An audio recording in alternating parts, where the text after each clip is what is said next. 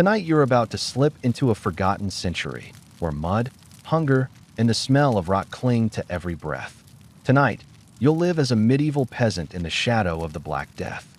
No medicine, no mercy, just superstition, sweat, and the will to survive. You'll witness the plague through unwashed eyes, feel history decay beneath your feet, and uncover the secrets of those who ruled from thrones of fear. Then, we'll dig deeper into legends buried in mass graves and rituals lost to time. This isn't just history. It's what your ancestors whispered in the dark. Before we begin, I'm curious. Where are you watching from? And what time is it where you are? And once you've made it through, drop a comment below to let me know how this journey felt to you.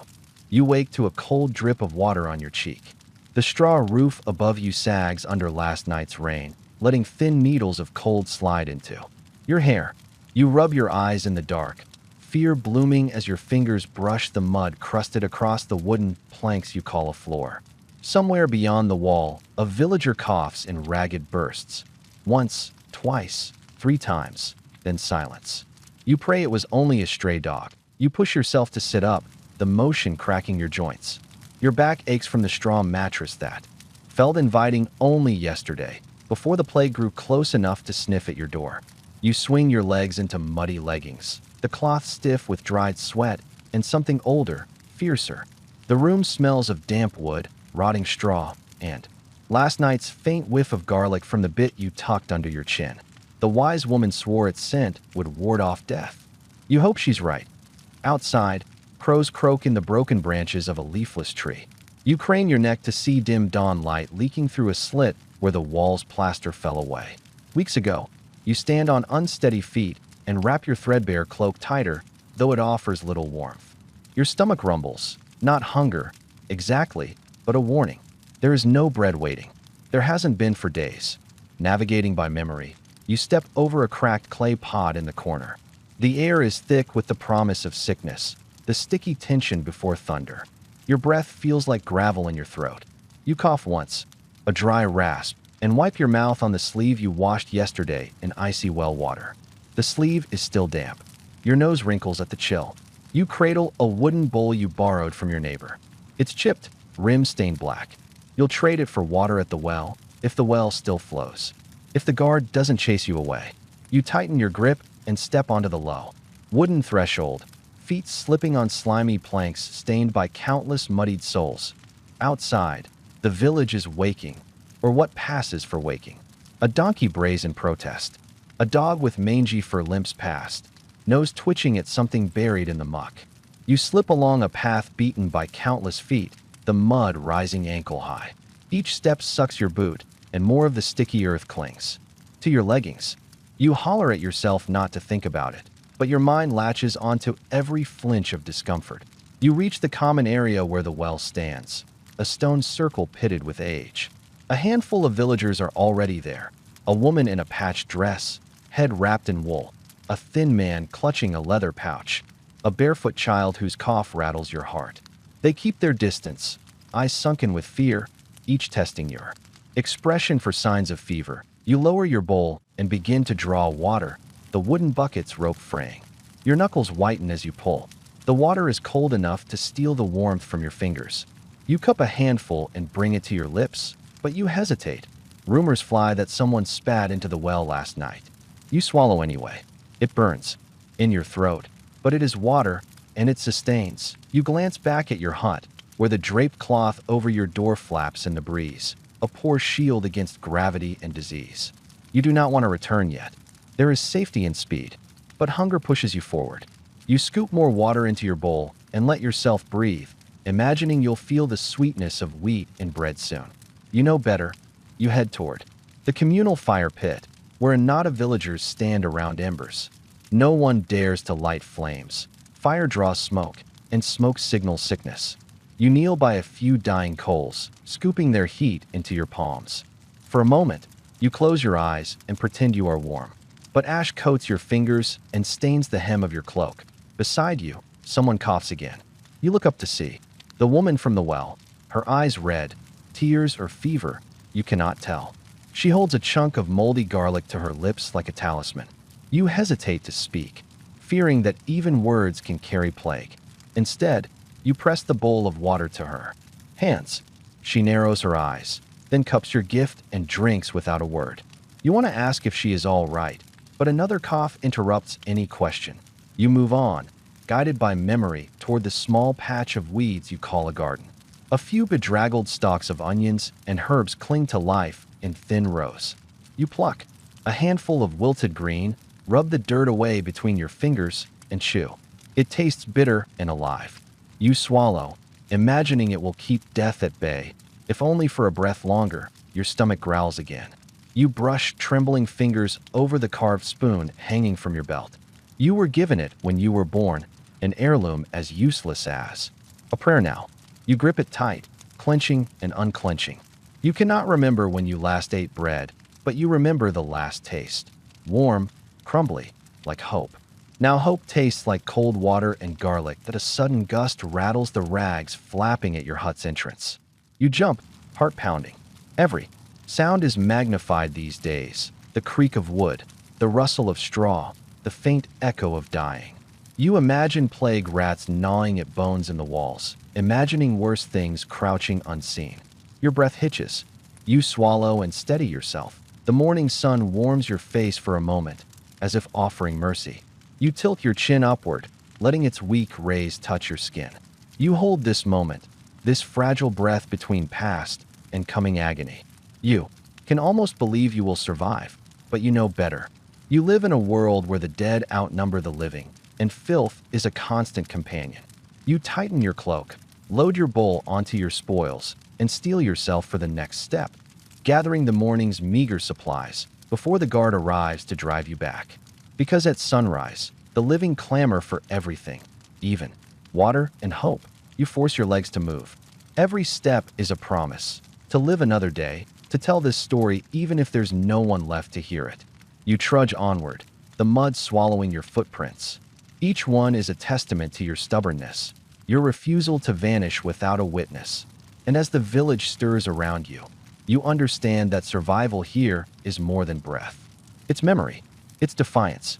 It's the soft footfall of a soul, refusing to be forgotten. You trudge through ankle-deep mud, clutching your bowl like a lifeline. Every step sloshes wet grief through your boots. The early sun, weak as a dying ember, glints off puddles stained dark with last night's rain, and something more sinister you cannot name.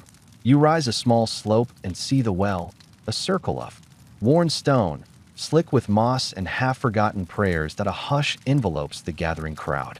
Faces drawn tight with fear, they stand 6 paces from one another, as if the plague might leap on skin-to-skin contact.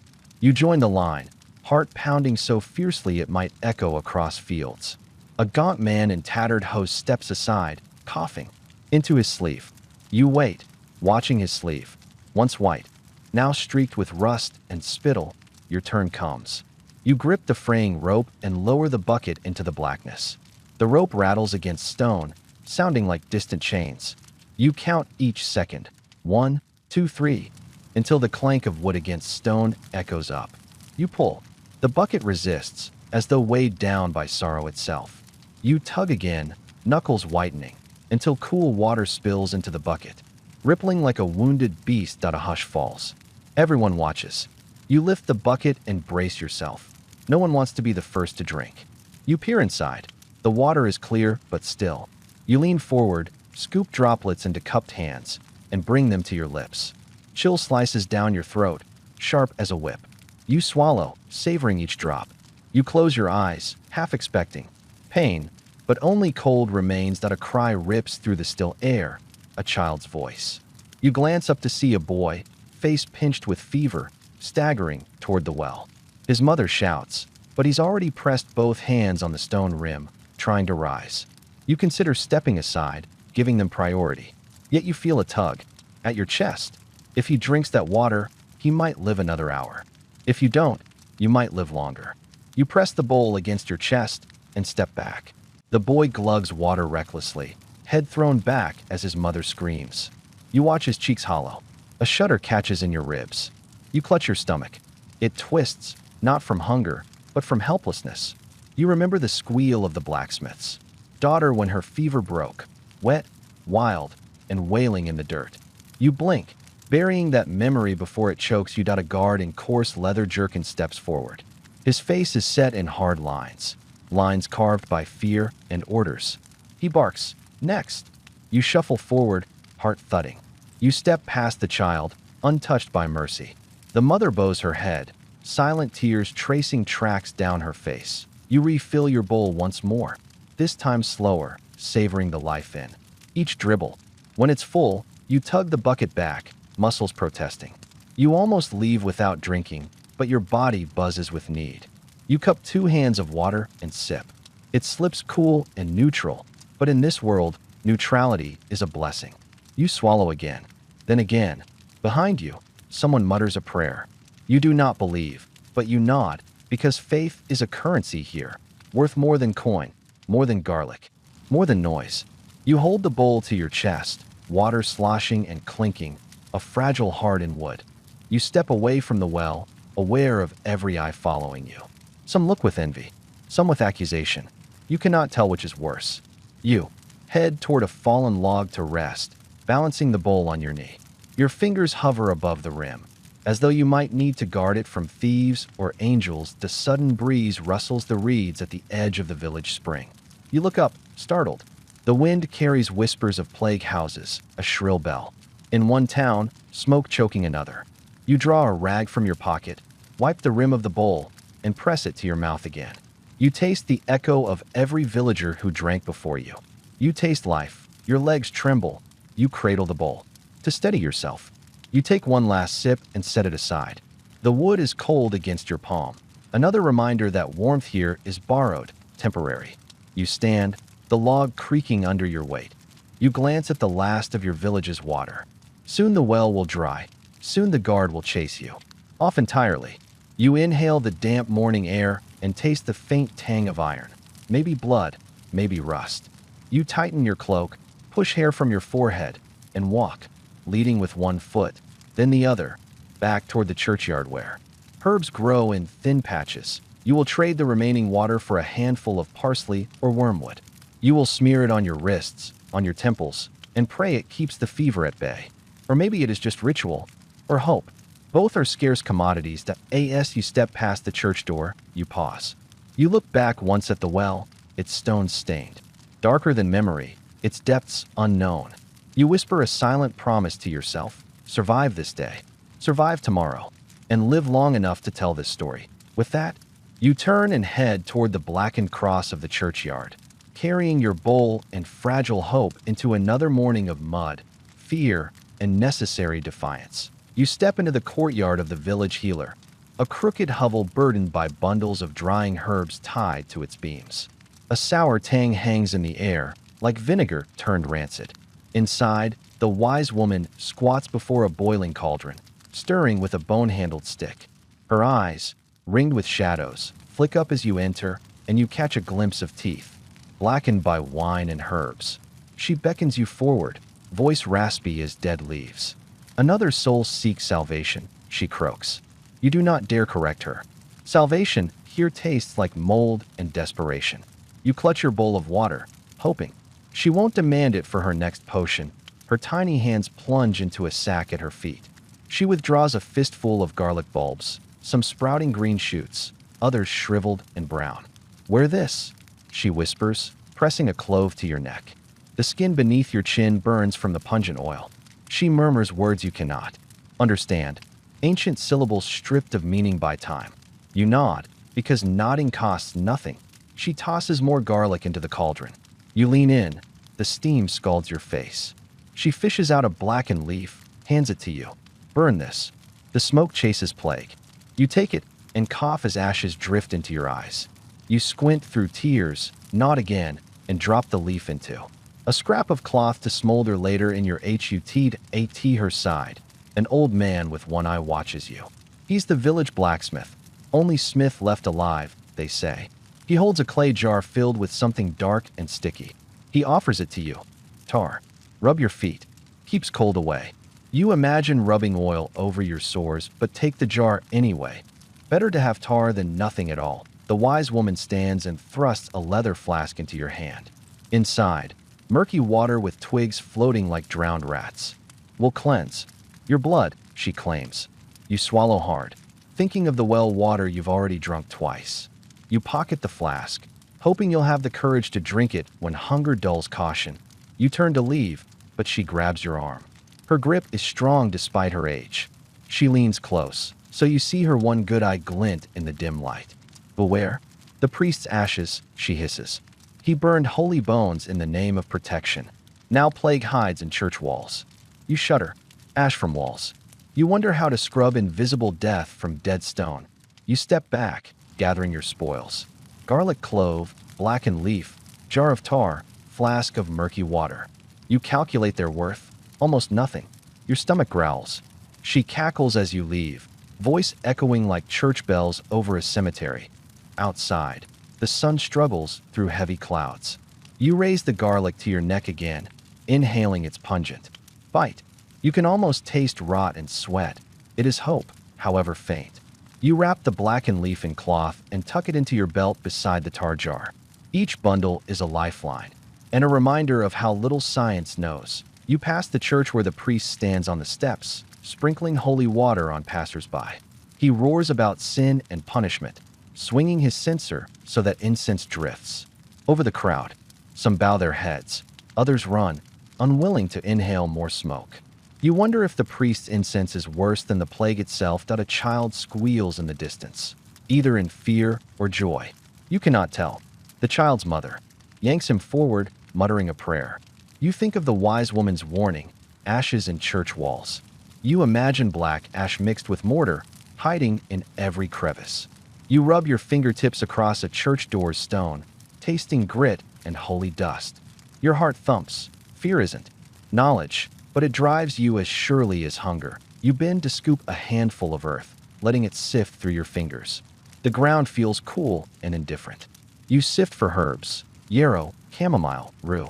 You find a few stray shoots, plucking them and tucking them beside your garlic. These you will brew into tea, though it tastes like dry leaves and desperation. Your cloak flaps as a breeze kicks up. You glance at the horizon. Dark clouds devour the sun. You feel your pulse quicken. Storms chase plague. Too, they say wind brings fresh air.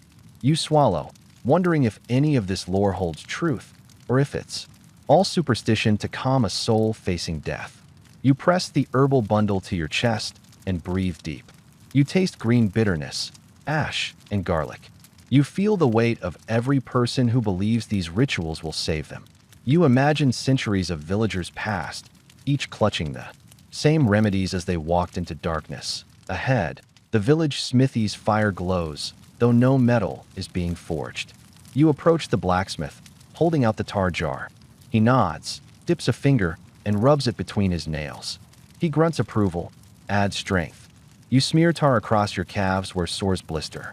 The oil stings, but pain is a friend now. If you feel it, you're alive. You stand, coated in garlic oil, ash, tar, and herbs. You look down at yourself, a walking talisman and a ragged scarecrow. You're covered in every belief this village has scraped together, a patchwork of hope. You are both doctor and patient, healer and doomed. The wind picks up, whipping your cloak around your legs. You steady your feet in the mud, tasting smoke and earth in the air. You imagine the wise woman's cauldron bubbling still, the priest's bell tolling in the churchyard, and the smell of garlic and ashes clinging to everything. You take a step toward the next hut, where a neighbor awaits your herbal brew. You can almost hear her shallow breaths through the wall.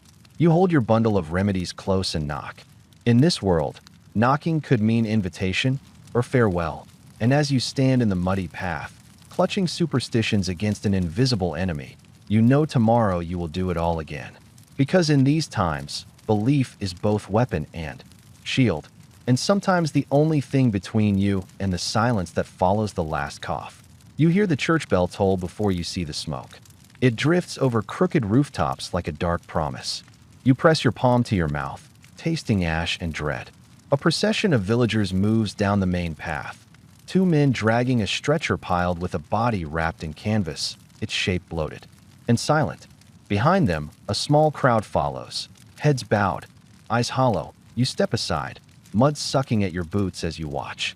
The stretcher bumps over stones, each jolt sending a tremor through the body. You imagine the corpse's final breath, wet, rattling, gone. You swallow hard, heart pounding. Death here is not a whisper, but a roar, filling lungs with smoke and panic that a child flees past you, tears carving clean tracks through dirt. She runs to her mother, who stands by a cart piled high with belongings, blankets, a cracked jug, a lantern. You know these possessions, they match what you saw in other villages. Those who flee take hope in whatever they can carry, though hope is lighter than a feather and fragile as thin glass. You move closer, compelled by necessity and curiosity. No one stops you. Fear has taught villagers not to intervene. You watch, as the stretcher-bearers lay the canvas bundle beside the newly carved pyre, a crude pile of wood stacked like a morbid throne. A priest in stained robes steps forward, raising a twisted cross. His voice quavers as he intones prayers for the departed. You cannot understand the language, but the words sound like wet cloth against your ears. The crowd steps back. You see a man clutching his wife's hand, white-knuckled and shaking. You see an old woman's stooped shoulders, weighed down not just by years, but by loss. You look for her child, but he is gone, taken by fever last night. You wish you could tell her you are sorry, but words here are as empty as the bell's echo. The priest splashes holy water. It hisses on the canvas, sending a curl of steam into the cold air. You flinch, smelling salt and rot. You wonder if the sprinkling repels plague or invites it to flourish in sanctified air. You imagine the water seeping through fabric, carrying disease in silent droplets that a match is struck. The flame flickers, then leaps to the dry wood. It crackles, hungry. The canvas catches fire, black smoke twisting upward. You feel the heat on your face, taste wood smoke and death. You close your eyes and count the seconds. 1, 2, 3, until the body blurs into ash. When you open your eyes, embers glow red against gray sky. A few villagers applaud softly, relief that one body is gone, but fear it means more will follow. You stand rooted, watching ash drift like snow. You want to turn away, but the spectacle holds you captive. Suddenly, a stench hits your nostrils, sickly, sweet and metallic. You glance at the cart of belongings where the woman stands. She lifts the lid of her jug, takes a sip, and winces. You realize the jug holds not water, but wine. She desperately clings to comfort, a last remnant of joy swallowed in one gulp. You press a hand to your stomach. Hunger gnaws, but you no longer taste emptiness, only the acrid flavor of sorrow. You lower yourself to a nearby stump, fingers, brushing mud and scattered bones. You probe for small comfort, a piece of bread, a morsel of cheese. You find neither. Instead, you find a small metal token, a pilgrim's badge stamped with a saint's face. You slip it into your pocket, hoping. It brings luck where garlic fails. Behind you, the crowd melts away. You remain alone by smoldering pyre, watching embers dance like fireflies trapped in ash. You think of the child, of the old woman, of the countless souls who rest beneath unmarked mounds. You taste their tears in the smoke, their breath in the cinder. A sudden cough breaks the silence. You spin to see the thin man from the well, clutching his leather pouch. His face is paler than dawn light, lips turning blue. He staggers forward, cough bursting in his chest like a storm. You rush to him, but he waves you off. No one wants to share sickness. He grits his teeth, takes a handful of ashes from the pyre, and smears them on his forehead. He bows before stumbling away. You wipe ash from your own skin, mind racing. Plague hides in breath, in water, in ash. It is everywhere and nowhere. You think of your garlic, your moldy herbs, your crude remedies. You wonder if any of it can stop. What creeps beneath skin and bone? You rise, legs trembling. You skirt the pyre and walk toward the fields where crops once grew. Now only wilted stalks tremble in the wind, their roots rotting in poisoned soil. You step among them, toes sinking into mud steeped with decay. You kneel and cup a handful of earth, feeling its cold weight. You taste its bitterness as wind whips grit into your mouth. You stand and head back toward the village entrance. The guard stands idle, watching smoke drift upward. He does not challenge you. He cannot. You pass him in silence, each step a prayer against despair. You tuck your token and herbs deeper into your cloak. You wipe ash from your hands on your leggings, stirring more mud at your knees. As you approach your hut, you see its door draped with cloth, untouched today. Your neighbor's body still lies inside, too weak even for a pyre. You swallow and grip the doorpost. You must find fuel for that fire, for yourself. You draw a rag from your pocket and press it to your mouth, tasting ash and dread. You take a deep breath and step inside, ready to face what death has left behind and what hunger demands next. In the ash-filled gloom, you raise your bowl to the sky, as if pleading with the clouds. Then you move forward into the filth, the suffering, and the stubborn light that refuses to be snuffed out. You hoist your bowl and herbs into your pack, heart pounding like a smith's hammer. Smoke still coils above the pyre, but you dare not. Linger. Fear and mud cling to you equally, so you choose fear. You step past the churchyard gate, its iron latch cold against your palm, and into the narrow road leading out of town. The path ahead is littered with broken carts, discarded possessions, and footprints that vanish in puddles of filth. A handful of villagers move in the same direction. A woman clutching a frail infant, her eyes hollow with desperation. An old man leaning on a staff carved with pilgrim symbols. Two youths dragging a rickety wagon piled high with blankets and a single pot. They barely glance at you, but you sense their judgment. Survival is not a choice. It is a verdict handed down by hunger and fear. You trample through mud that slurps at your boots, each step a protest. Your cloak, already smeared in ash and garlic oil, now bears streaks of wagon wheel grime and newly trampled earth. You swallow back bile as the cart in front of you groans, its wool teeth missing spokes. The driver swears, then curses the weight of his meager goods. You understand his fury. Hope is a heavy burden when joy has been stolen. Ahead, the road forks. To the left, rolling hills and empty fields. To the right, a forest whose trees huddle together like silent witnesses. You choose the hills, craving open air and sunlight, even if it's thin and gray. The forest feels too much like hiding. The open road, at least, offers a chance to spot plague patrols before they spot you. You pass a broken mile marker, 12 leagues to Milan. You cannot recall how far you've traveled, nor how far you will go. Each league tastes the same: dust, sweat, and fear. You pause to rest on a mossy stone, unwrapping your garlic bundle to inhale its acrid comfort. You bite a clove, the pungent oil burning your tongue. It is both poison and promise. The woman with the infant catches up. The baby's cries echo down the valley, sharp, desperate. She hisses at the child, then presses it to her breast. You wince. Mothers are meant to soothe, not curse. Yet you understand her rage at a world that robs her of rest and safety. You offer a handful of herbs. She snatches them with trembling fingers, presses them to her nose, and breathes deep. You nod, and continued. A sudden rumble makes you look back. A cart piled with bodies barrels down the hill. No driver, only rusted axles. It hits a rock, toppling forward. Corpses spill onto the road, rotting limbs twisting in the mud. You freeze while rising. A rat scurries over a neck, then vanishes into the muck. The infant's cry shreds the air. You pull your cloak tighter, pressing your chest against the hill's cold stone. The old man on the staff leans heavily. His one good eye tracks your movement. He whispers, "Keep moving." You don't know whom he addresses, himself or you, but you take the words as order.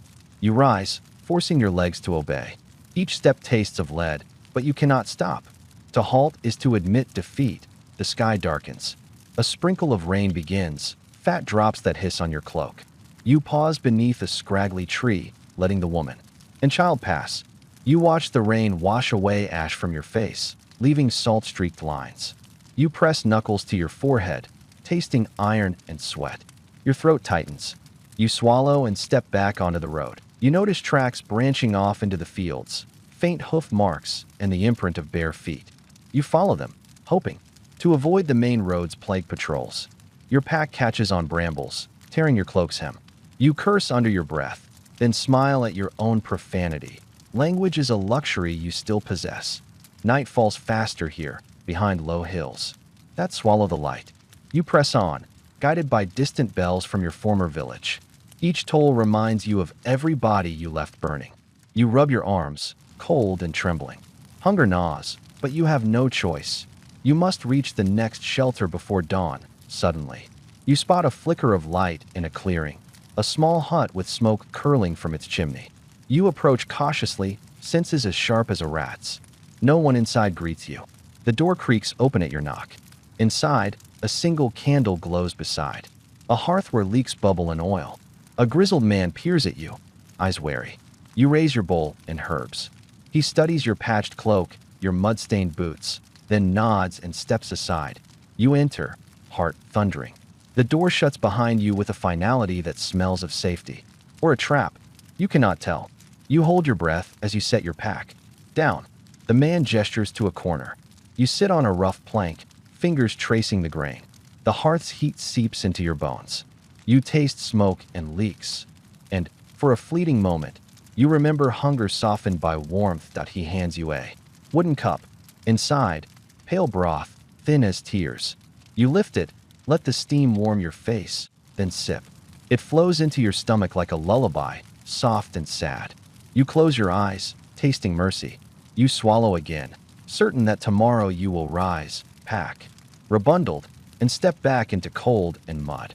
But tonight you have a fire, a stranger's grill, and a breath of quiet. Tomorrow, you will walk again. But for now, you breathe, you taste warmth, and you feel alive. An unlikely blessing in a world shaped by death. You settle beside a sputtering campfire, its embers glowing like wounded eyes in the darkness. Smoke curls into the chill air, carrying the smell of charred wood and desperation. You tug your cloak tighter, pressing your back against a fallen log that still holds warmth. Your heart hammers. Each beat echoes the fear that chased you from village to forest. You reach into your pack and pull out the leather flask of murky water the wise woman gave you. You unscrew the stopper and sniff. Twig fragments bob on the surface, like splinters of forest sorrow. You force yourself to drink. The liquid is warm and terrifyingly sweet, as if fermented. You swallow hard, tasting rot and honey, and wonder if the fermentation killed what little plague lurked inside. You scoot closer to the fire, letting its heat thaw the chill deep in your bones. You fish out the blackened leaf wrapped in cloth and toss it onto the embers. It smokes instantly, acrid, fumes rising in a thin column. You inhale, trying to sense protection in the ritual. Your lungs burn, but you grit your teeth. Pain reminds you you're alive, that a low wind rustles the branches above, and you glance up at shifting shadows. You imagine plague rats skulking beyond the firelight, waiting for the warmth that draws them in. You slam your fist on the log, chasing away the thought. You are no rat. You are flesh and blood, trembling but stubborn. You cradle the clay jar of tar, twisting the lid between calloused fingers. You spread a strip of tar across your forehead, anointing yourself against chill. It sticks to your skin, pulling as you move. You smear more over aching calves, feeling the oils sting against raw sores. Pain courses through you, but it is a familiar companion. You close your eyes and let it anchor you to this moment. Above the crackle of fire, you hear a distant howl, wolf or bandit. You cannot tell. You stiffen, scanning the darkness. The forest seems to lean closer, hungry. You dip into your pack again and pull out the pilgrim's token you found by the pyre. Its carved saint's face catches firelight. You press it to your lips, as if seeking a blessing. You whisper a silent plea. Please, let me live. Memories press in. The burning pyres, the child's scream, the smell of death smoke. You inhale, tasting ash on your tongue. You want to vomit, but you swallow instead, forcing the memory down. You tell yourself that tomorrow you will find better, that the plague cannot follow every hoofprint and footstep. You tell yourself lies. To survive, you notice a cluster of wild onions growing near the fire's edge. Their leaves glow green in the ember light. You stand and approach, pulling a handful. You bite into one, sharp, crisp, a reminder of gardens left behind. You chew slowly, reveling in its clean sting. For a moment, you almost taste home. You hear footsteps on dead leaves. You spin, firelight throwing your shadow large against the trees. A fox, its coat ragged but alive, stops at the fire's periphery. Its eyes glow amber. It tilts its head and watches you. You hold your breath, hand hovering near the tar jar. Then it darts away, disappearing into night. You exhale, chest tight with relief. You settle back down and pull your knees to your chest. You cradle your legs as if holding a child. You remember the mother and infant you passed. You wonder if they found shelter or if the night swallowed them whole. You tighten your cloak against the cold and whisper to the silent woods, "I'm still here." Ash drifts into your hair. You wipe it away, then let it settle. You are part of this world now. You cannot escape ash until your last breath. The fire crackles, orange tongues licking the darkness. You imagine it is your own pulse, flickering between hope and fear. You reach into your pack one last time and grasp the chunk of garlic. You hold it to your chest, then bury it in the ashes. You step back, letting the fire consume it in smoky curls. You close your eyes, listening to the hiss as close char. You imagine each hiss is a prayer, desperate, hot, and fleeting. Fatigue tugs at your eyelids. You lay back on the log, staring at the night sky through bare branches. Stars peek between clouds. You count them, saying each one for a life lost. You breathe shallow, letting the forest lull you into a fragile calm. Your final thought before sleep grips you like cold iron. Tomorrow you will rise, stoke this fire again, and face mud, plague, and fear. But tonight, you live in darkness warmed by flame and the stubborn beat of your heart. Not everyone lived in dirt and silence. Some ruled.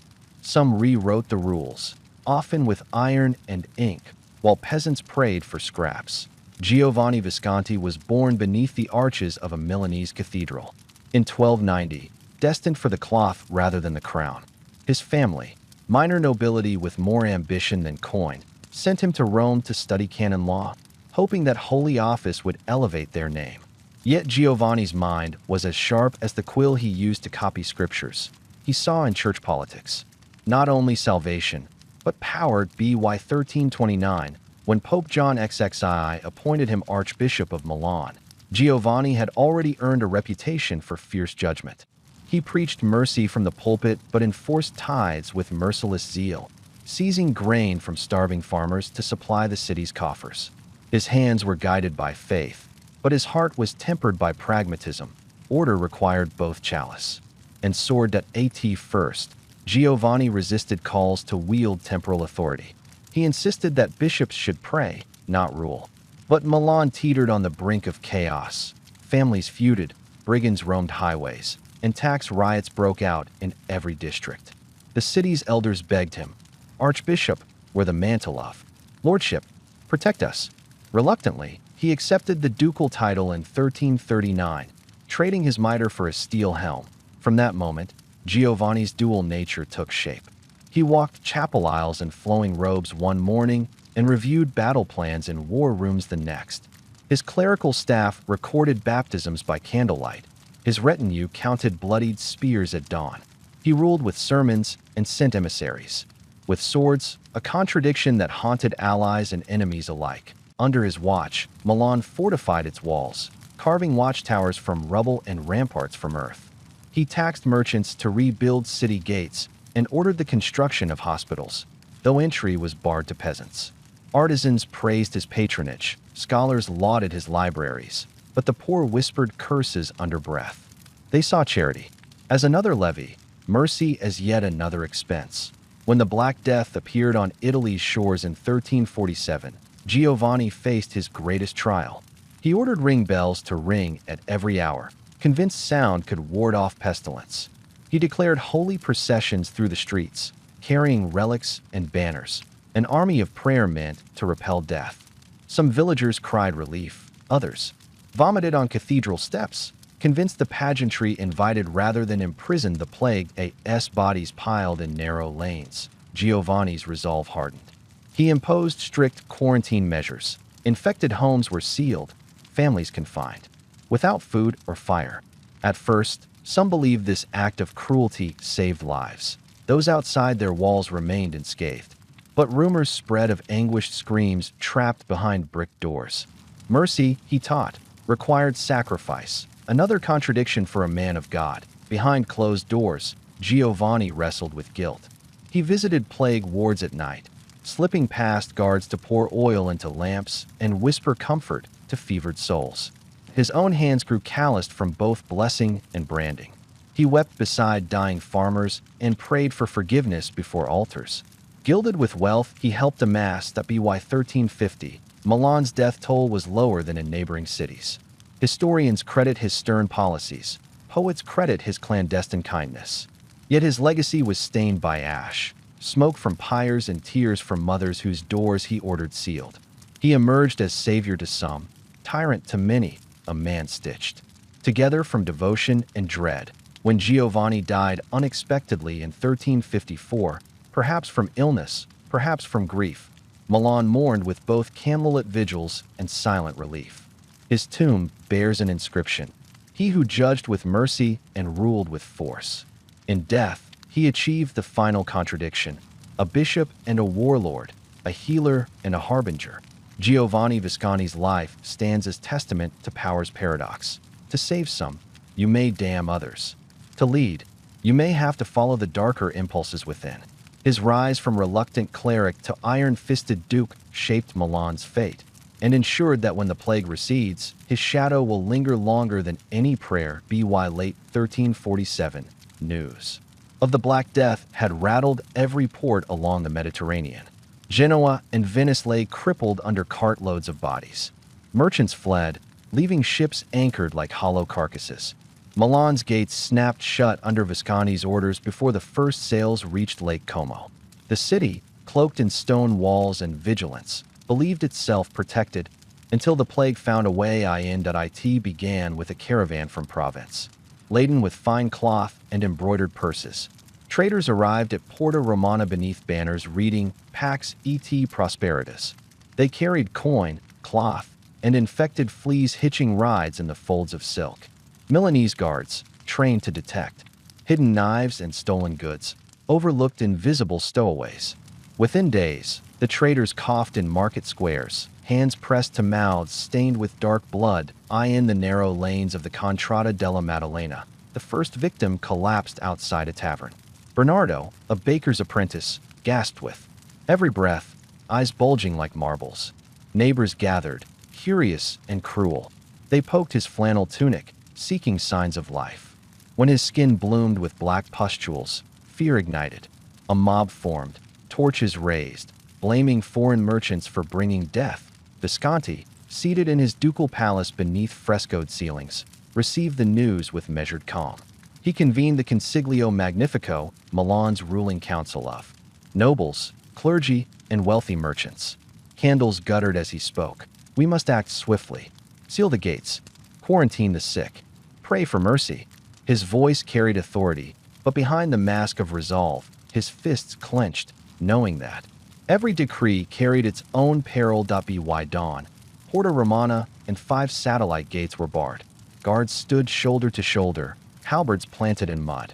No traveler, no beggar, no traitor, regardless of purse or plea, could pass.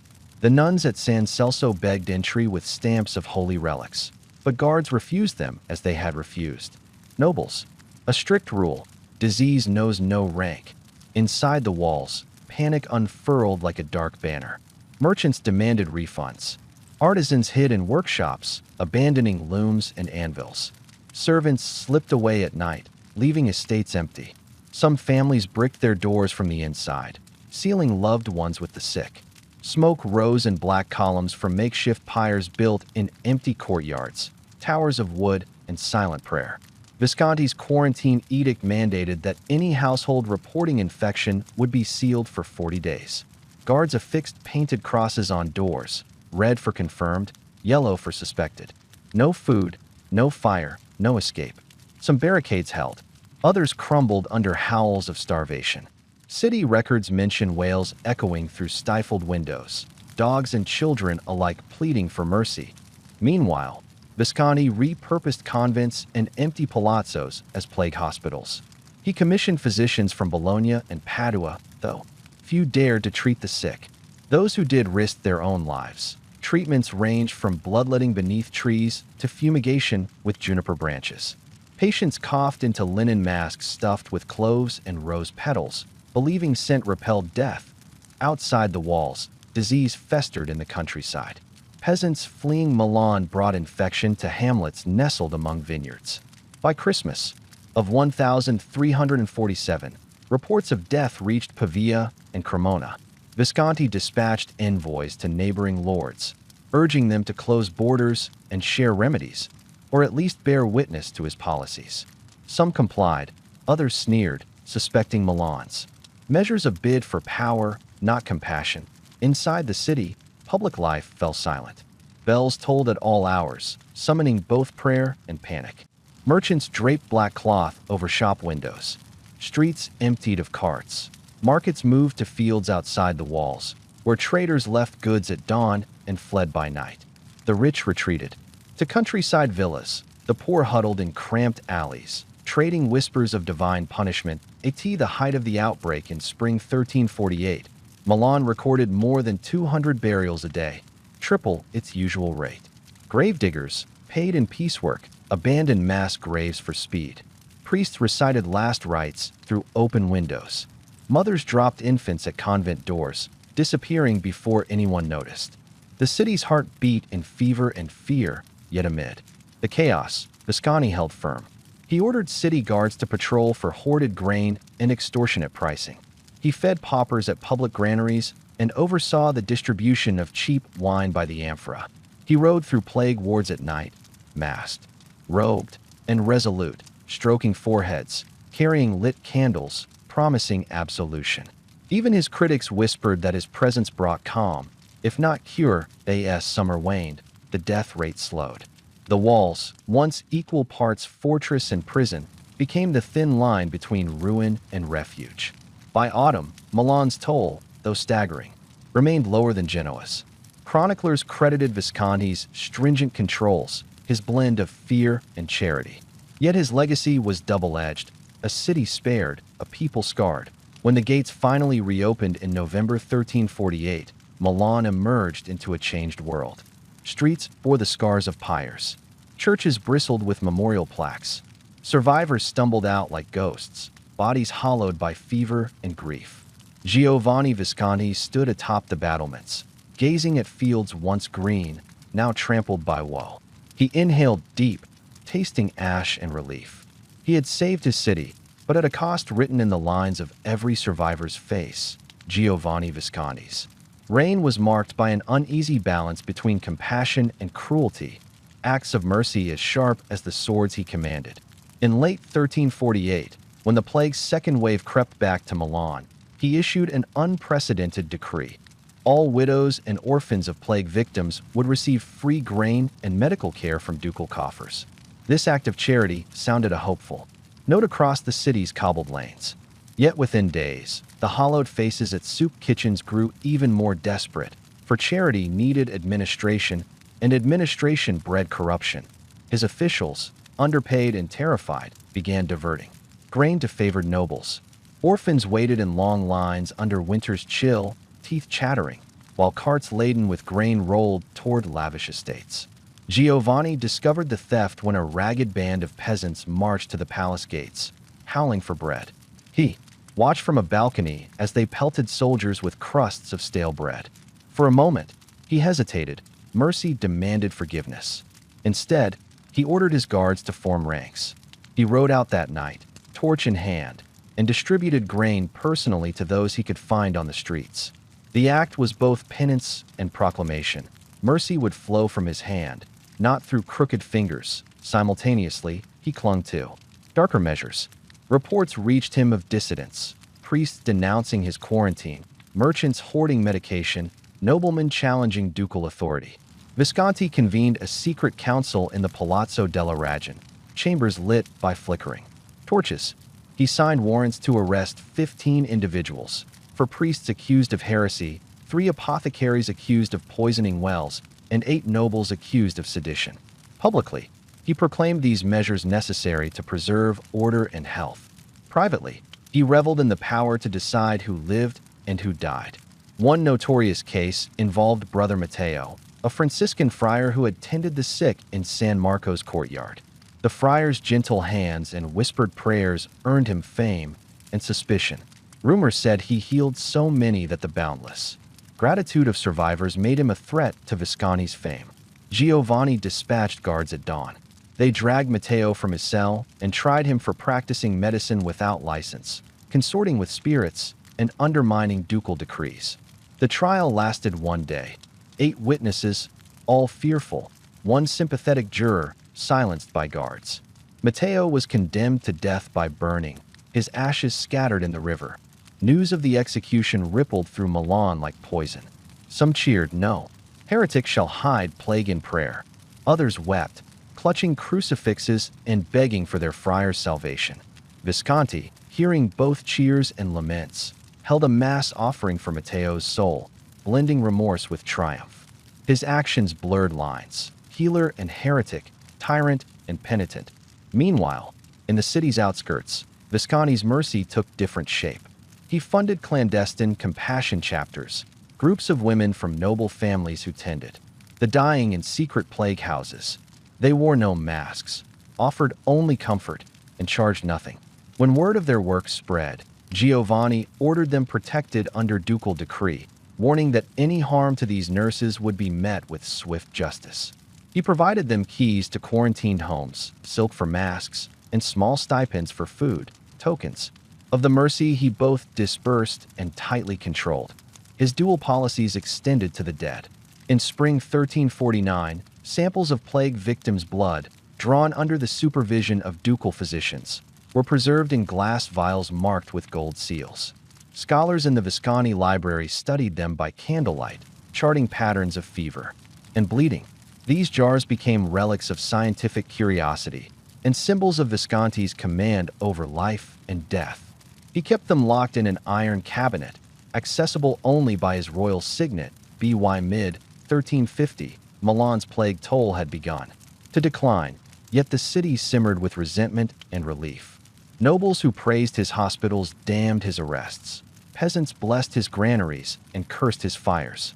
Giovanni walked a narrow line, preaching mercy 1 day, signing death warrants the next. His own conscience bore the scars. He suffered nightmares of trial scenes, bodies stacked like wood, and the mute faces of orphans on the final night of his life. Giovanni visited the plague chapel he built near Porta Orientale. It was a simple stone shelter with a carved relief of the Madonna and Child. He lit a single candle and placed it on the altar, then knelt. For hours, he prayed for forgiveness, for the souls he saved and the souls he sacrificed. Outside, embers from nearby pyres glowed against the city walls. At dawn, he rose, dusted off his robes, and left the chapel without looking back. When news of his death spread in 1354, Milan's citizens, rich and poor, held simultaneous ceremonies, masses for his salvation, bonfires for his memory. His epitaph read, "He showed mercy with one hand and raised the sword with the other." In the end, the city's survival owed as much to his ruthless decrees as to his boundless charity. The paradox of mercy and murder defined his reign and shaped Milan's destiny long after the plague's final echo faded. When Giovanni Visconti died in the chill of February 1354, Milan stood transformed. His funeral cortege snaked through streets still scarred by plague pyres, passing beneath walls reforged in wartime haste. Commoners peered from shuttered windows, clutching crosses and stolen bread, while nobles in velvet cloaks lowered their heads in silent tribute. Amid the hush, the city mourned a savior and a tyrant, two faces locked in an indelible paradox. Giovanni's tomb, carved of black marble and set within the Duomo's shadowed crypt, bore a single inscription: "He who judged with mercy and ruled with force." Beneath that, an epitaph listed his deeds: hospitals founded, walls reinforced, granaries stocked, and the city delivered from the scourge. But no mention was made of seal-shut houses or burned heretics. Those chapters remained unspoken, kept alive only in whispered rumors that in the years that followed, Milan's population rebounded slowly. Streets once lined with corpses saw children's bare feet. Market stalls groaned under the weight of coin and grain. Yet beneath the revival lay a lingering tension. Families whose doors had been bricked shut never forgot the screams behind sealed walls. Orphans who received grain carried the stain of charity administered by fear. Scholars studied Giovanni's plague jars, debating whether they contained cure or curse. His successors wrestled with his legacy. Galeazzo II, his nephew, sought to soften the ducal image by abolishing public executions and opening infirmaries to all faiths. He ordered memorial chapels for victims, commissioning reliefs that depicted peasants feeding each other in compassionate circles. Still, he kept the walls and gates closed in seasons of disease. Giovanni's harsh quarantine measures were too effective to abandon. Chroniclers painted portraits of Visconti that varied by patron.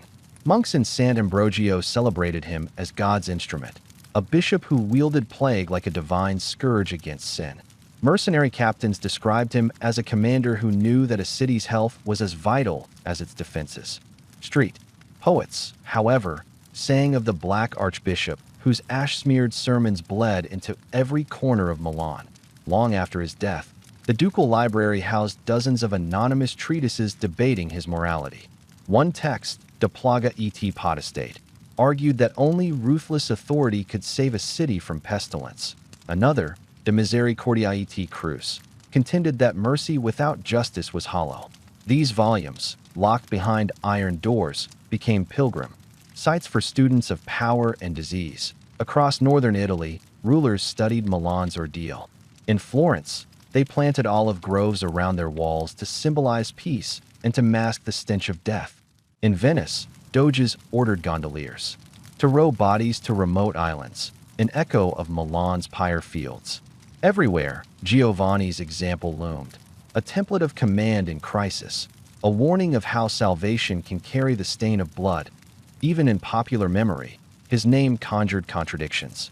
Mothers whispered his name both to comfort sick children, Giovanni's mercy watches over you, and to frighten misbehaving ones. Giovanni's guards will seal our door at dawn.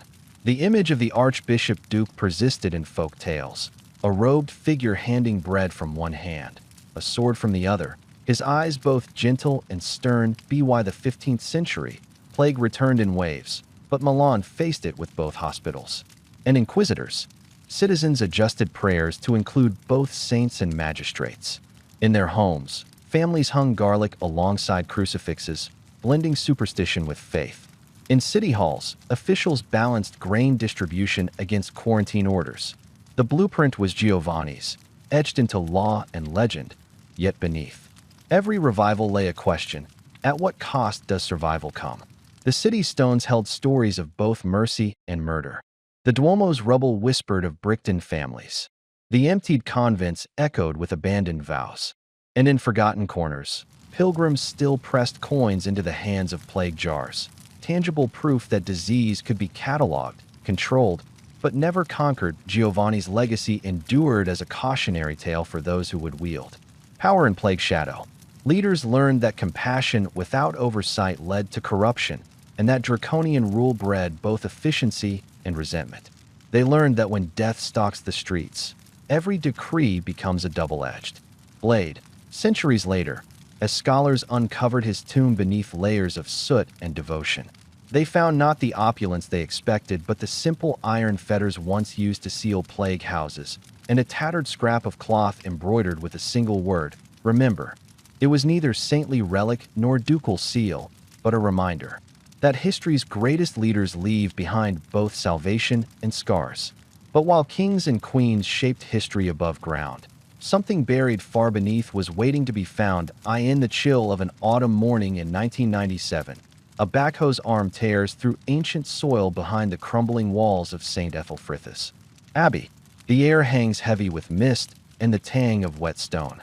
Workers pause, breath visible in the cold light, as metal scrapes against bone. Faint, hollow, unmistakable. They uncover a shallow pit, its edges lined with slate fragments, and with it, hundreds of human remains jumbled like forgotten relics. You stand at the edge, the pit yawning before you, its darkness deeper than any midnight. The first skeleton emerges, a thigh bone still clinging to sinew, brittle and pale as moth wings. Next, a cranium, its eye sockets empty yet accusing, as if demanding you listen to voices long silent. The soil is rich and loamy, stained with iron echoes of blood, pressing into every crevice of bone. As daylight broadens, archaeologists sweep away earth with fine brushes. Each stroke reveals fragments of clothing, button molds, strips of wool, even a threadbare hem. You kneel, heart fluttering, and uncover a ring.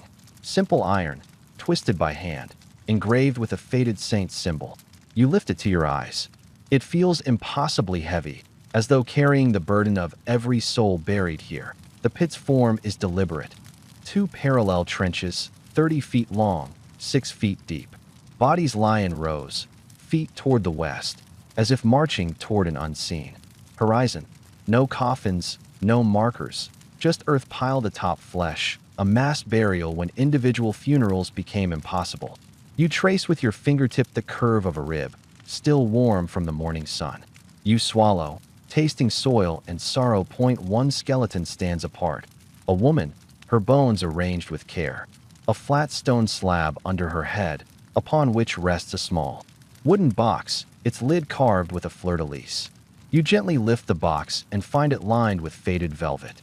Inside, a silver ring set with black enamel, an etched key, and a rosary bead carved from bone. Her hands, positioned as if in prayer, hold a sprig of rosemary petrified by time. The sight makes your chest tighten. This was no common burial. She was chosen, honored, even in death. You stand and survey the pit's perimeter. Scattered among common bones are shards of pottery stamped with noble arms, a child's copper whistle, and a handful of leather clogs. Someone, perhaps the abbey's steward, buried these items with thought.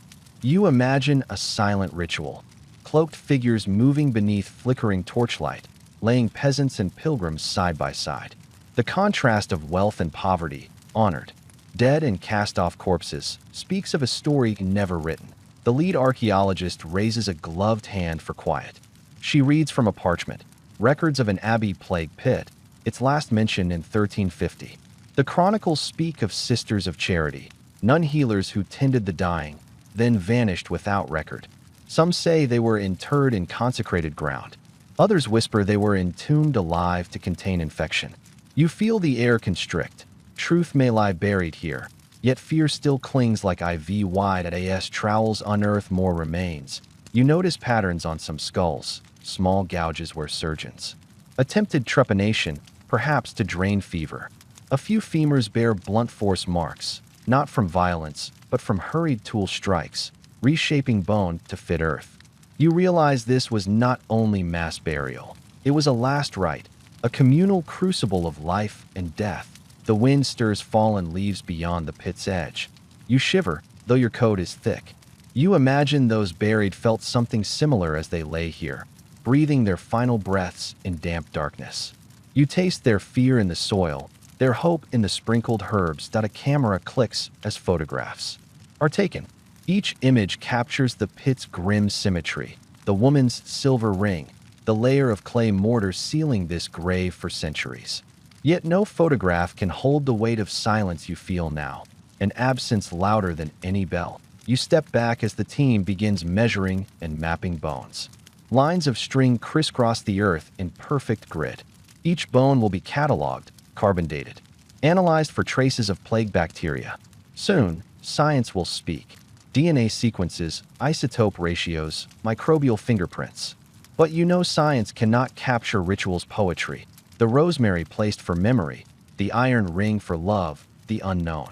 None buried upright like a sentinel. The lead archaeologist kneels by the woman's grave, brushing back hair preserved in soil fibers.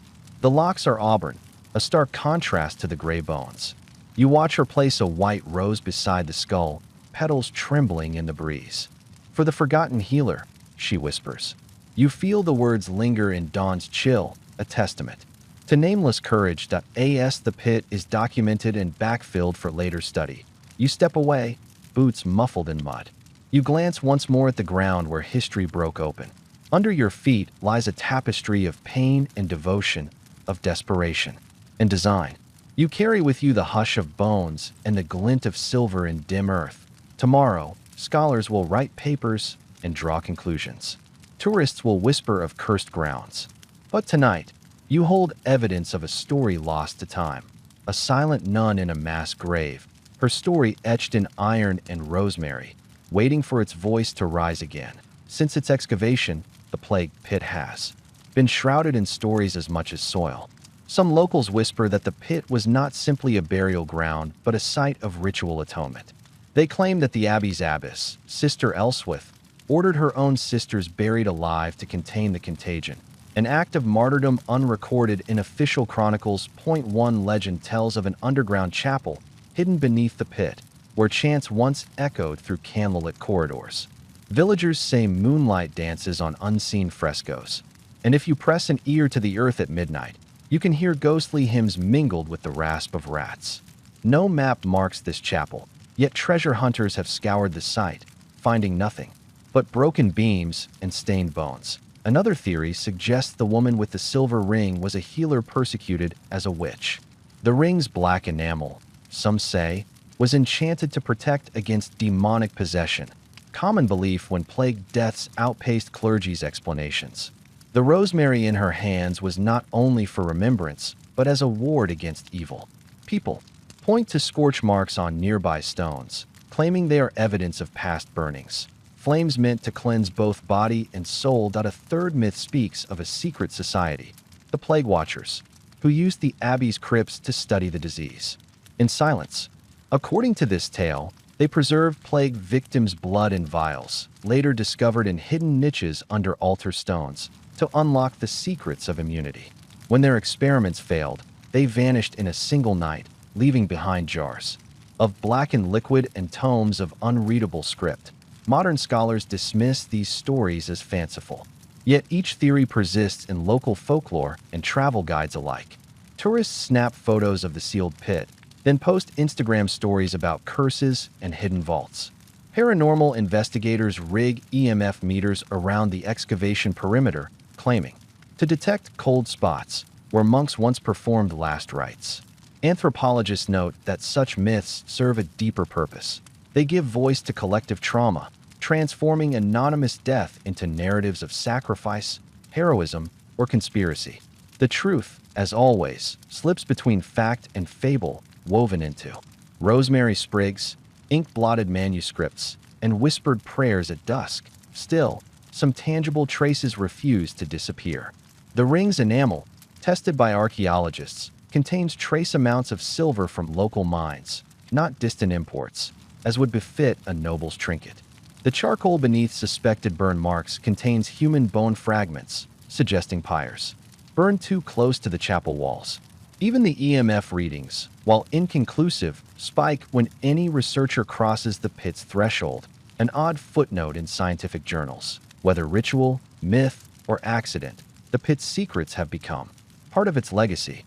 Each bone is a verse in an unwritten chant, each shard of pottery a symbol in a silent prayer. In the gap between legend and archaeology, the plague pit remains both a tomb and a story yet to be finished. Underneath centuries of dust and devotion lies the tale of an all-female order once sworn to compassion and silence. In the abbey's faded registers, a single line hints at their existence. Sisters of the Silent Rose, licensed in 1335 to tend the plague-stricken in secret. No deeds, no names, no elegies, only that laconic entry.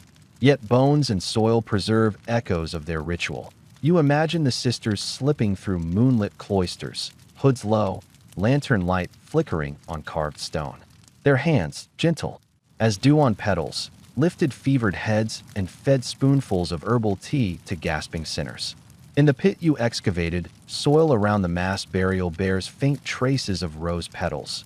Petals that, upon analysis, match local wild varieties known for antiseptic oils.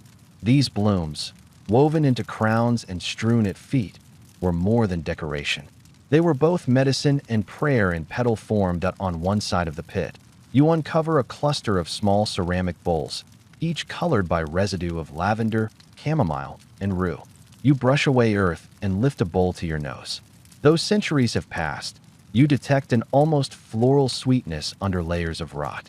You imagine a sister kneeling by a dying man, whispering words of comfort as she poured tea into his trembling lips. Her robes would have brushed damp earth, and the patient's final sight might have been stained hymns and bowed head. Adjacent to the bowls lie 3 iron crosses, unadorned, rusted, yet elegant in their plain geometry. You press one to your palm. Its weight surprises you.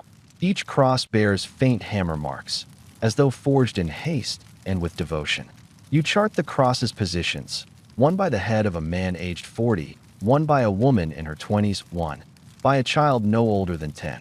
The arrangement suggests ritual placement, a triad of souls watched over by the sisters as they passed beyond breath. In the abbey's crypt, hidden beneath loose tiles, you uncover faded mural fragments, the silhouettes of cloaked figures bearing candles, standing before a mass of bodies without distinction. Scrollwork entwines skulls and roses, an emblem you recognize from a scrap of parchment in the ducal archive. The manuscript labels the symbol Veritas et Pietas, truth and devotion. Here, painted in muted pigments, lies the order's true seal, a silent vow to honor every victim equally. A single ledger, charred but legible, emerges from beneath collapsed masonry. Its leather cover bears no title. Inside, careful script records daily ministrations. May 3rd, 1348. Sister Matilda dispensed balm to 6 in-house patients. 2 succumbed. May 4th, 1348. Sister Cecily provided linen for head wounds. Prayers offered at dawn and dusk. Entries continue until June 12th, when the ink smudges into tears. After that date, pages are blank, as though the sisters simply vanished. Rumors say they retreated into the earth, joining their flock in the plague pit to avoid spreading infection beyond cloister walls. Others whisper they were cast out by the abbot, accused of witchcraft for defying divine will. Local lore speaks of their final vigil, a torchlit procession descending rickety stairs into subterranean tunnels, chants echoing off cold stone, ending with heavy doors sealing behind them. No one heard them again. Your trowel pauses over a clump of hair preserved in mortar, auburn strands braided and knotted, perhaps a nun's habit scraped away in frenzy. You brush gently, revealing a copper pendant, a small rose pressed into metal.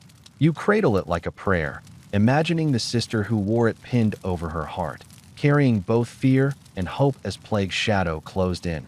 Across the chamber, you find a patch of ochre-stained wall where shapes bloom under ultraviolet light. A trio of figures with outstretched hands, offering bowls of liquid to a line of skeletal bodies. The colors, once vibrant reds and golds, have faded to earth tones, but their meaning remains. Sister healers offering last rites beneath painted arches, a silent service beneath the roar of death above. The air in the crypt feels heavy, as though layered with centuries of incense and grief. You set down your brush and listen.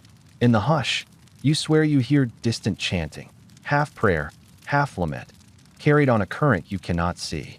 You catch your breath and step back, heart thrumming. Science cannot explain the echo of voices in empty stone, but the crypt holds them still. In your lab, you analyze pollen grains from the crypt floor, roses, yarrow, and lesser-known iris species, valued for antiseptic compounds. The order's founder, Sister Avellini, is said to have compiled an herbal tome lost to fire. These pollen traces may be the only surviving fragments of her work. You wonder if one day you might reconstruct her recipes, breathe life back into remedies crushed beneath plague's weight. By the pit, you press your gloved hand to cooler soil, a silent tribute to those who lived and died under sisterly care. You plant a single rose cutting at the edge of the excavation, hope entwined with memory. You whisper a vow to honor their truth and devotion, to give voice to silence that centuries tried to bury. As you prepare to move on, you pause at the crypt's threshold. The air shifts, a faint warmth at your back. You turn, expecting a lantern or a scholar, but see only empty corridors. You step outside into fading daylight, carrying with you petals pressed in damp notebooks, sketches of faded murals, and the weight of unsung sacrifice. The order's story remains half-hidden, in soil, in script, in whispers. Yet every artifact, every pollen grain, and every echo in stone speaks of women who refuse to abandon the dying. Their devotion is etched in petal and bone, a testament that even in mass death, compassion can leave a trace. Symbols carved in bone and inked in history lead us deeper, toward a grave sealed in ritual and mystery, where symbols speak louder than words beneath the slate slabs and loamy earth. Symbols lie etched not in parchment, but in bone and soil. You return at dawn, lantern in hand, to study a cluster of remains arranged with uncanny deliberation. Here, bodies lie in a radial pattern, heads forming a circle around one central skeleton, as though offering homage to an unseen core. Around their skulls, you discover rings of crushed stone and powdered pigments, reds from iron oxide, yellows from ochre, and deep blues from ground azurite. The colors cling to edges of bone, like ancient runes glowing in the half-light. You brush away soil from the central skeleton's collarbone, revealing a series of small perforations, 5 evenly spaced holes, each the diameter of a quill. You follow the sequence. They trace the path of the Pleiades across the winter sky. Nearby, you note a fragment of pottery painted with the same star cluster, its curves matching the holes. You cup the bone, feeling the weight of a cosmos mapped on flesh. The dead here were not cast aside. They were inscribed with meaning. To the east of the radial circle, you find a shallow groove carved into the earth, thin as a hairline but deliberate. Inside this channel lie small pebbles, each engraved with simple symbols: a crescent moon, a stylized wave, a triangular mountain. They appear to chart the peasant's world: night, river, hill. You collect a pebble and hold it up. The moon's arc glints with residual mineral dust. You imagine a soul's journey, from the hill-bound fields to the river's cleansing flow. Under the watchful moon, you whisper their names, though history has long since stolen them. Between two bodies, you uncover a trio of feathers, long, bleached white, bound at the quill with horsehair. The feathers radiate from the central skeletons, hips fanning outward. Under ultraviolet light, faint hues emerge, violet tips and golden shafts. Avian symbols in medieval lore signify both messengers and souls in flight. Here, they suggest that the buried were meant to transcend Earth's grip, rising on wings of ritual to somewhere beyond plague's grasp. That on the central skeletons. Sternum rests a flat stone disc, no larger than a coin, etched with a labyrinth. You trace its path, a single unbroken line spiraling inward to a dot at the center. Labyrinths were pilgrimage icons, representing inward journeys of penance and revelation. But here they lay on flesh, as if the buried peasant undertook a final pilgrimage within their own body. You wonder if this was an act of hope, that even in death, one might wander through hardship to find peace at the heart. Interspersed among bones are tiny vials of glass, some intact, others shattered. Inside the whole vials, you find residue of bright green powder. Chemical analysis later reveals traces of malachite mixed with sulfur, an alchemical blend believed to purify air and spirit. The shattered vials, turned black by Earth's pressure, suggest ritual breakage, a final release. Of protective charms, you hold a vial against your ear. It crinkles softly, as though whispering secrets from centuries past. At the southern edge of the grave, you uncover a line of iron nails hammered first into the soil. Each nail's head is inscribed with a rune-like mark, barely legible, 3 strokes converging at a point. In medieval symbology, these marks warded off evil spirits and sealed pacts. You remove one nail and note rust patterns shaped like blood veins. You press the nail to your palm, as though feeling the covenant between life and death, a promise that even in plague's shadow, boundaries could be drawn and sanctity preserved. Near the central skeleton's feet, you find a fragment of embroidered cloth, its pattern a delicate loop of interlaced threads. The motif mirrors the iron labyrinth disc above, a testament that textile and metalwork shared symbolic language. You press the cloth to your cheek, inhaling musty linen and spores. You imagine a peasant mother weaving that stitch on her daughter's tunic, later used here to wrap a wrist. Even in mass death, small comforts were preserved. You step back and sketch the grave's layout in layered diagrams, a cosmos of bone and relics, a map of ritual geometry. You map the pigment rings, the pebble channels, the feather ferns, the labyrinth stone, the nail array, the alchemical vials, and the embroidered fragment. Each element rests in deliberate relation to the others, no random scattering here. The mass pit is a sacrament, a silent liturgy written in artifacts and flesh. You recall local lore of the plague watchers, their blood vials, and secret experiments. Yet these symbols speak of something older, a folk faith that fused Christian iconography with pagan rites. Crosses carved into skulls appear alongside labyrinths. Rosary beads lie near feather quills. The buried bodies become texts, each symbol a letter, each arrangement a sentence in a story of devotion. By midday, sunlight wanes through a dull sky. You wipe your brush on a rag and circle the central pit one last time. You scoop a handful of earth, letting red ochre dust sift through your fingers. It drifts to the bones below, settling like a benediction. You realize this earth is part of the ritual too, soil and pigment, clay and blood, all bound in memory. You mark the pit for further excavation, careful to preserve the symbolic relationships. When the layers are recorded and lifted, you stand aside and let the archaeologists photograph the tableau. You watch relics laid out on white cloth: nails, stones, feathers, pigments, cloth, bones. Each becomes evidence of a peasant's final hope, that through symbols, colors, shapes, materials, they might speak to future generations. That as you leave the site, you pause at the edge of the grave.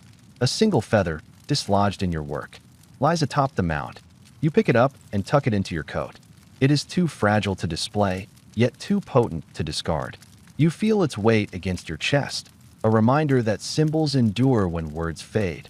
The plague pit, once seen as mass death's indiscriminate tomb, stands transformed, a sacred space, rich with coded messages in earth and bone. Its symbolism weaves a tapestry of belief, binding the living and the dead in an unspoken covenant of memory. Even as time buries these graves again, the symbols remain, etched in pigment, iron, and feather, for those who know how to read them.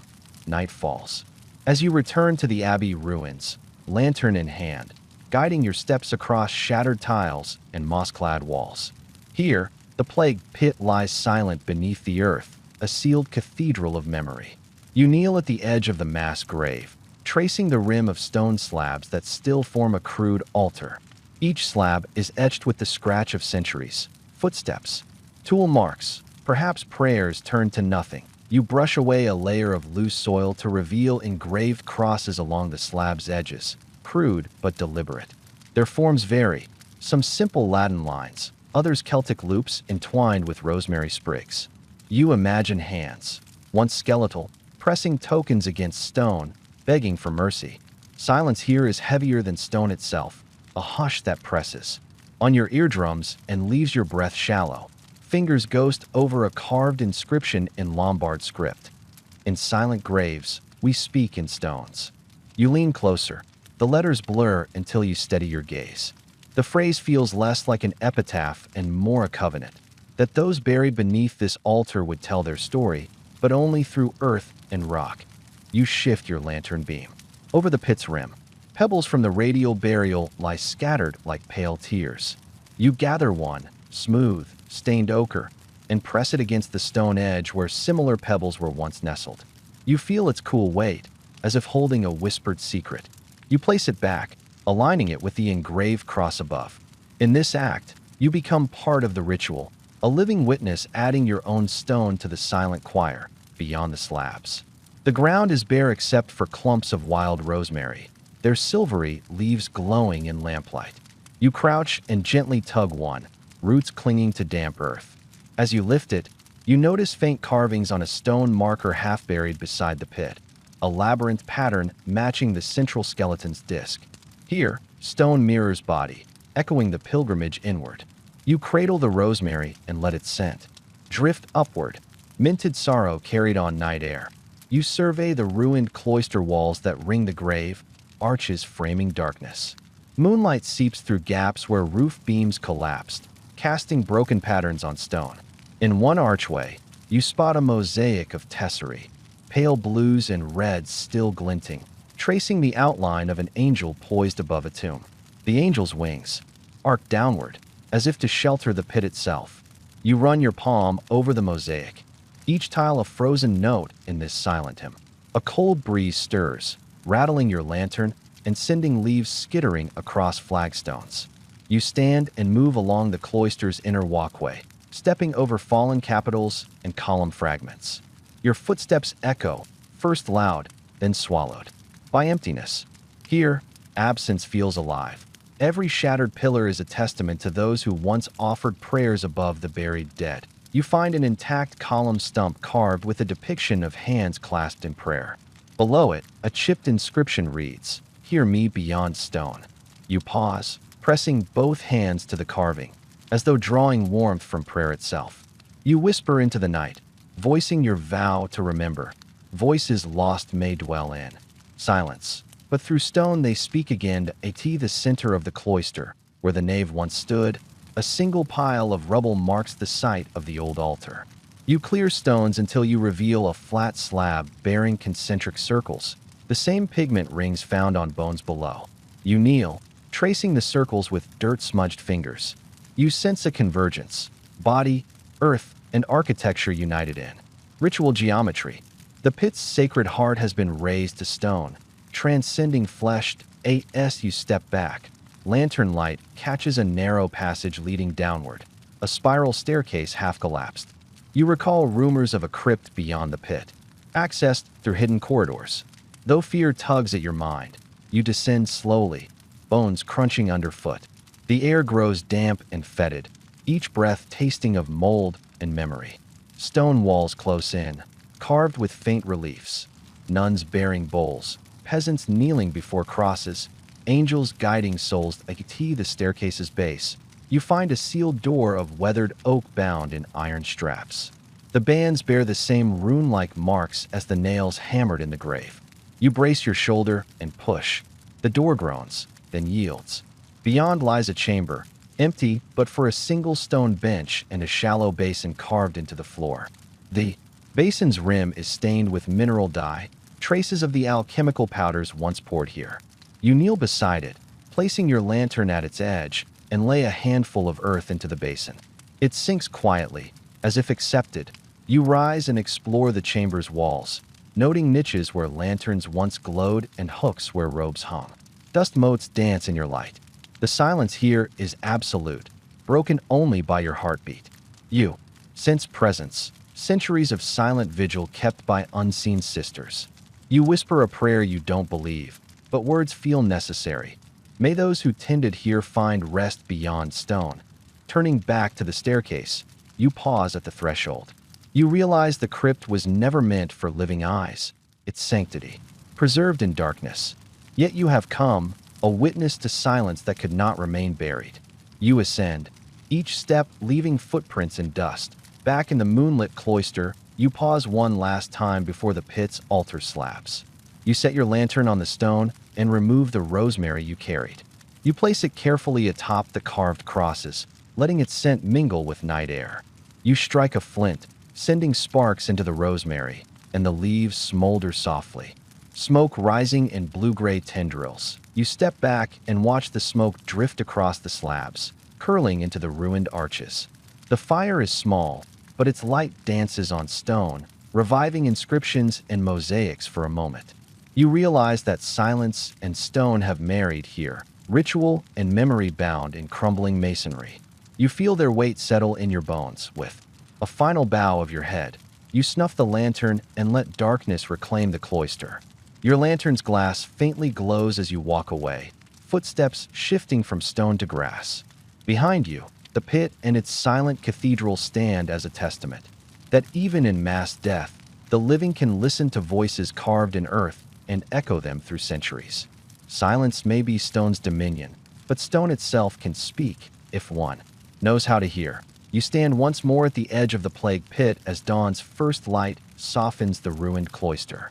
Silence hangs heavy, yet you feel it stir around you, a deep, resonant hush born of centuries. You trace the rim of the pit with your gaze. Pigment rings, pebble channels, feather arrays, buried crosses, and the silent altar slabs. Each symbol holds a fragment of story, but the whole remains unspoken, like a song half remembered.